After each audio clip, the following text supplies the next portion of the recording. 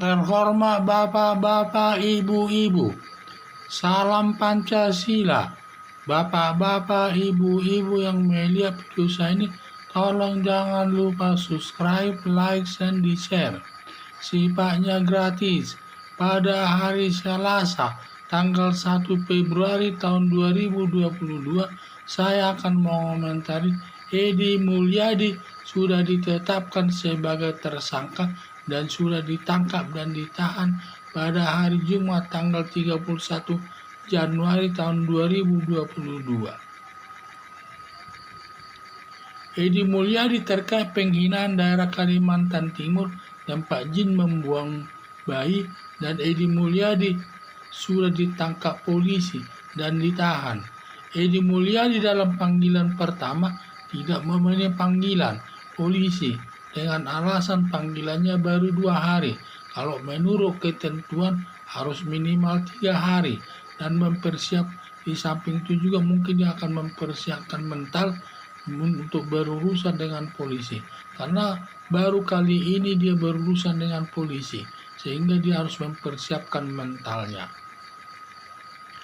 Prosesnya, setelah Edi Mulyadi memenuhi panggilan kedua polisi langsung Edi Mulyadi diperiksa sebagai saksi, lalu ditetapkan sebagai tersangka dan ditangkap dan ditahan karena sudah memenuhi minimal 2 alat buktinya.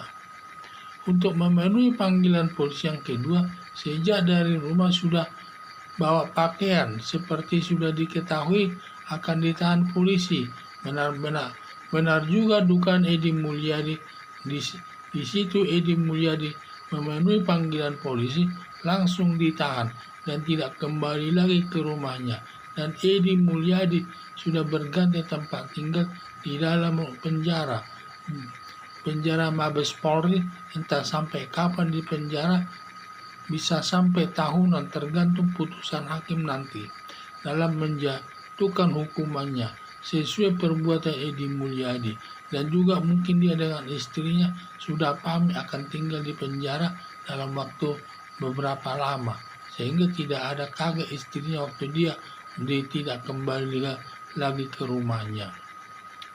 Firasat Edi Mulyadi cukup kuat yang mengetahui akan ditahan polisi sampai mempersiapkan pakaiannya dari rumah, termasuk katanya bawa sabun lah dan lainnya.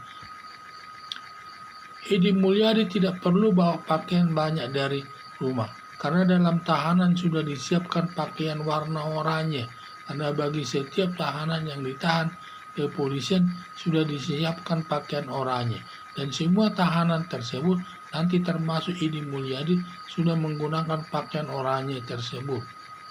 Harapan saya agar Edi Mulyadi mentaati semua aturan hukum terkait penyelesaian kasusnya, karena sebelum supaya kasusnya itu cepat selesai.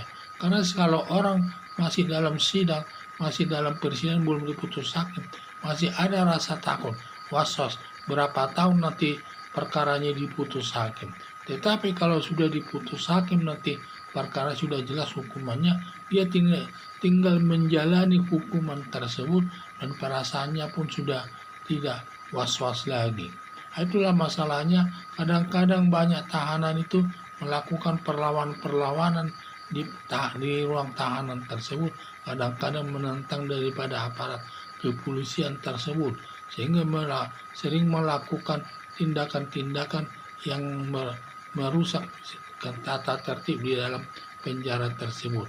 Maka kita mengharapkan agar Edi Mulyadi mentaati semua aturan-aturan yang berlaku di dalam ruang tahanan kepolisian tersebut agar perkaranya cepat selesai.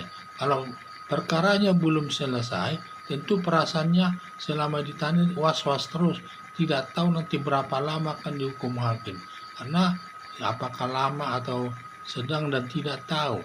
Tetapi kalau sudah diputus oleh hakim hukumannya, dia tinggal menjalani hukumannya, perasaannya pun sudah tidak was-was lagi, hanya tinggal menjalani hukuman tersebut dan sampai kapan dia berada di dalam tahanan tersebut sesuai putusan hakim yang punya kekuatan hukum yang pasti. Jadi harapan saya Edi Mulyadi ini jangan suka melakukan tindakan-tindakan yang tidak baik seperti di luar. Dia sampai dipanggil polisi, panggilan pertama tidak dipenuhinya. Mungkin dia mempersiapkan mental dulu mungkin untuk berurusan dengan polisi. Karena selama ini dia tidak pernah berurusan dengan polisi. Ada rasa takut dan lain sebagainya mungkin. Sehingga dia mempersiapkan mentalnya dulu. Sampai itu pada saat dia memanggil yang kedua tersebut, dia langsung diperiksa polisi sebagai saksi, kemudian diperiksa sebagai tersangka, dan sudah ditetapkan sebagai tersangka. Lalu Edi Mulyadi tersebut ditangkap dan ditahan di kantor polisi tersebut. Dan Edi Mulyadi ada firasatnya mungkin pada waktu dia berangkat ke kantor polisi tersebut, dia sudah bawa pakaian akan tinggal di tahanan. Dan dia firasatnya tersebut memang benar. Di situ dia memenuhi panggilan tersebut, dia sudah ditahan dan tidak kembali lagi ke rumahnya. Dan nanti dia sampai kapan dia di ruang tahanan kita tidak tahu. Karena itu nanti tergantung putusan hakim itu sendiri. Jadi harapan saya agar Edi Mulyadi mentaati semua aturan terkait penyelesaian perkaranya. Sekian dan terima kasih.